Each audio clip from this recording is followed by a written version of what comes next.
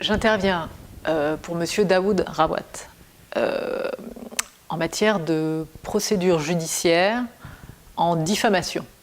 Je poursuis, et j'ai déjà engagé des poursuites, contre 3 médias.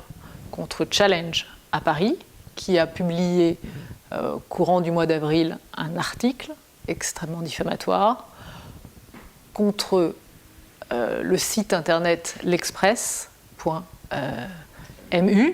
et contre Le Mauricien. J'ai engagé des poursuites sur le fondement de la diffamation publique envers particuliers et nous avons donc déposé 3 plaintes avec constitution de partie civile entre les mains du doyen des juges d'instruction du tribunal de grande instance de Paris. Ça signifie que les auteurs, c'est-à-dire les journalistes qui ont rédigé ces articles, ainsi que les directeurs de publication, vont être mis en examen et traduits devant un tribunal correctionnel pour répondre des propos diffamatoires qu'ils ont tenus à l'encontre de Daoud Rawat. Donc des poursuites judiciaires sont engagées et des sanctions vont suivre, en France. Pourquoi le choix des poursuites en France et non pas à Maurice? Parce qu'a priori, nous avons les mêmes lois, les mêmes règles. Vous auriez les mêmes règles. Il se trouve qu'aujourd'hui, la situation de Daoud Rawat est particulière. Il n'y a plus aucun système légal, me semble-t-il, le concernant. Enfin, il n'y a plus de justice directe.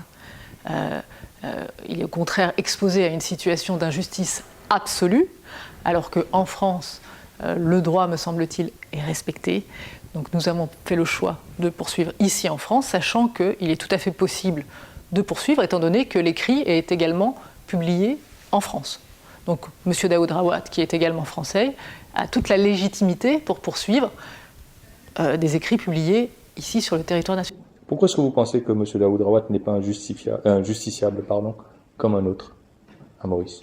Vu le traitement qu'il subit aujourd'hui à Maurice, manifestement propre à lui et rien qu'à lui, il m'apparaît dans une situation assez extraordinaire et dangereuse. Donc il ne m'apparaît pas comme un justiciable ordinaire. Non, les procès ne sont pas terminés. Non, je ne préjuge pas de l'issue, néanmoins. Moi-même, j'ai engagé des poursuites sur le terrain judiciaire sur le fondement de la diffamation, donc de la liberté d'expression. Par ailleurs, d'autres confrères qui interviennent à mes côtés pour défendre M. Daoud Rawat ont engagé des poursuites sur le terrain de l'arbitrage. Ça, c'est un autre volet. Quand vous parlez de procès à l'égard de journaux mauriciens et français, quel type de réclamation, quel type de dommages et intérêts demandez-vous?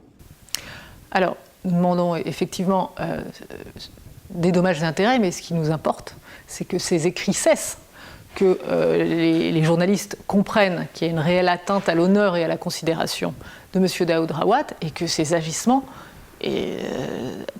arrivent à un terme. Quand est-ce que la procédure débute en France? Dès aujourd'hui. C'est-à-dire que la plainte a été déposée, les 3 plaintes ont été déposées, plainte avec constitution de partie civile. Ça va prendre un certain temps, mais d'ici l'année prochaine, les 3 médias, donc représentés par leur directeur de publication et les journalistes, seront traduits devant le tribunal correctionnel. Que répondrez-vous à ceux qui diront, qui ne manqueront pas de dire que on sort l'artillerie lourde de Paris pour impressionner les journalistes mauriciens, on nous empêche de faire notre travail, l'argument habituel qu'on a dans ce genre de situation. Mais ça n'a rien d'impressionnant que de demander l'application du droit. C'est tout à fait son droit de poursuivre ou en France ou à Maurice. Comment jugez-vous vos chances de réussite? Total.